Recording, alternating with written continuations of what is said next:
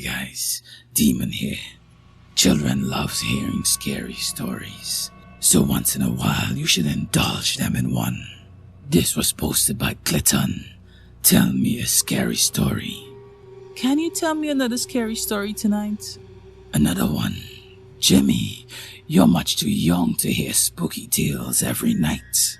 But the other stories you have told weren't really scary. I really want a scary story tonight.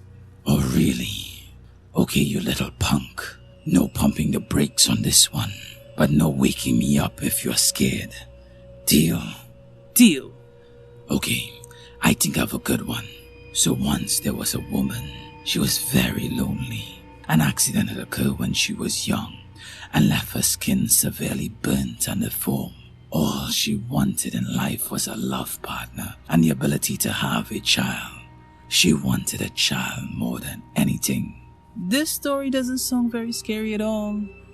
Well, if you keep interrupting, I really can't get to the scary parts. Now, where was I? Yes, a woman, and she had really bad skin. People call her names like Freddy Krueger or Pizza Human. Pizza Human. Oh, that's funny, huh? Wait till you hear the rest. So the woman knew that she would never be able to find a man to love her and give her a child. So she had to find another way.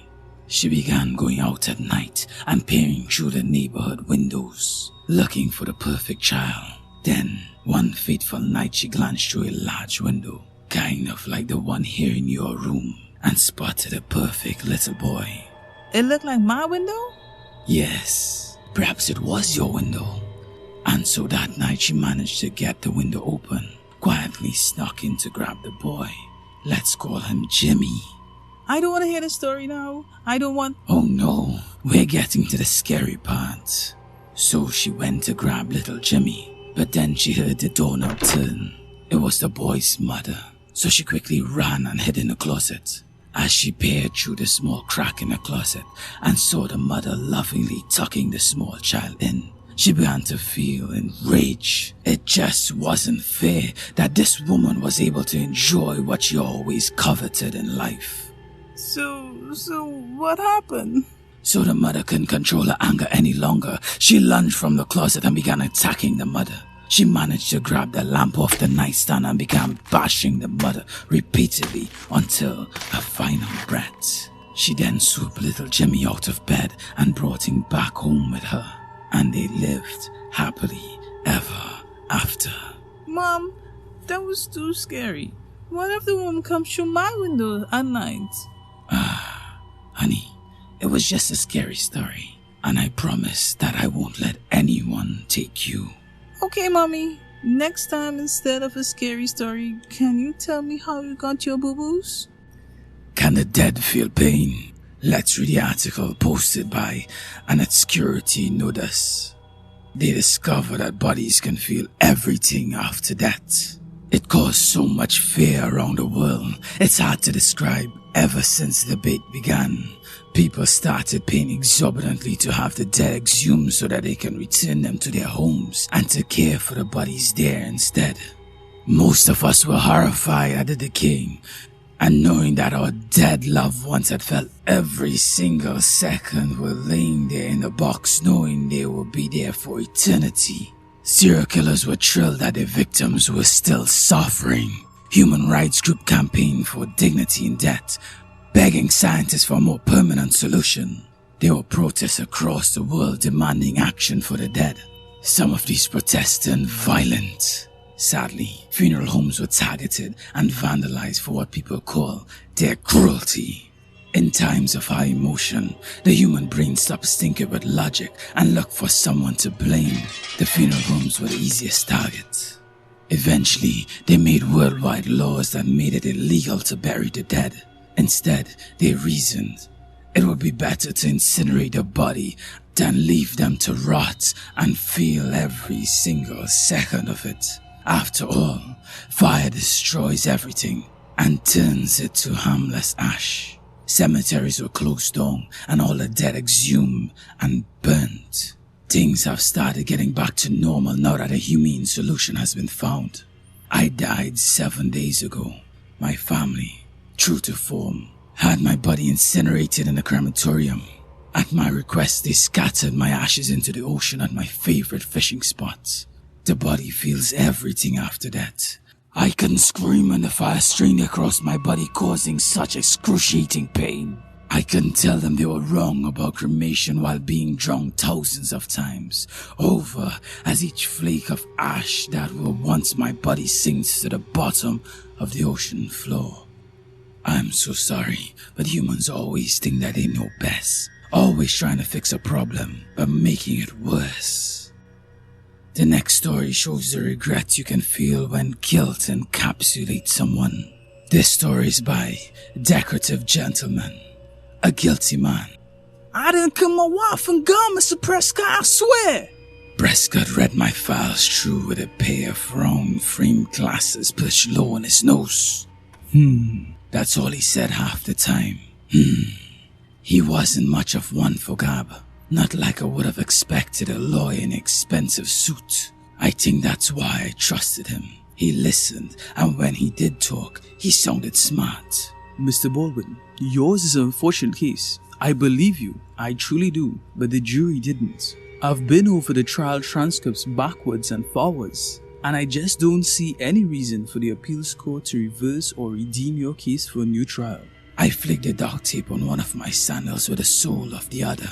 How could the jury believe me when you didn't tell them what happened? He took his glasses off and set them on a metal table between us. I told you when I took your case, pro bono I might add, that giving testimony was your choice, but in almost all cases, the wrong one.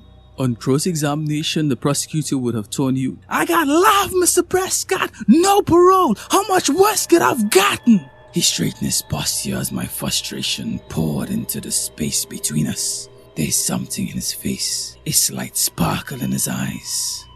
They could have given you the needle, Mr. Baldwin. You saw the photograph. The torture your wife and daughter was horrifying. I interjected. I felt the heat rising in my face. I didn't do it. He said he believed me, but why? Why didn't you say nothing about my alibi, huh? He rolled his eyes. Who would have believed that your chorus light was drugged? That a stranger hid you under a bush while he killed your wife and daughter? Who? He flipped a page in my file to a photograph of my wife's body from the trial. Perhaps you should have gotten the needle, Mr. Baldwin. It's a picture of pain, suffering, perfectly. What did you call it? Horrifying? I watched Prescott look at the pictures, a look of full-long contemplation. Carl's lie. Mr. Prescott, I told you what bar I was at that night. I never told you what I drank. He stroked his fingers across the picture of my wife's mutilated body, and then his lips curled into a smile. It's always so gratifying to hear the medical examiner describe my work in clinical detail, Mr. Baldwin. Truly, it is. I stared at his face, stunned. You mother! I screamed, my mind racing through the memories of the trial. He was quiet, passive, conniving. I go report you! His smile widening. My lawyer did it? Come on, Mr. Baldwin. They'll never believe it. In fact, he chuckled as I strained against my handcuff. The judge has taken to call it the Prescott defense, the death rattle of the forgotten felon. The next story shows how important perfection is needed to maintain the system. Posted by Brogalog. Failure. I'm sorry, Robert. Your solution for one problem was incorrect. You will need to retake the exam tomorrow. The proctor returned my paper with a large, red ink, 97% F stamped across the top. Failure. There's no indication about which of the 35 problems I've gotten incorrect. Unfortunately, I will not be going home tonight. No, there will be no food, sleep, or break until I achieve the perfect score. Perfection is the way of the system. The system is perfect. The loud clang of the other students' legs restrained simultaneously unlocking signals the end of class. As they began filing out, a few of them looked at me sympathetically, though they were careful only to do it in secret. To help a failure is unacceptable and punishable by death. Expressing sympathy for one is considered the same. One student jostled my arm on the way out, apparently by accident. "Hey, you need this," Katrin said in a faint whisper without moving her lips.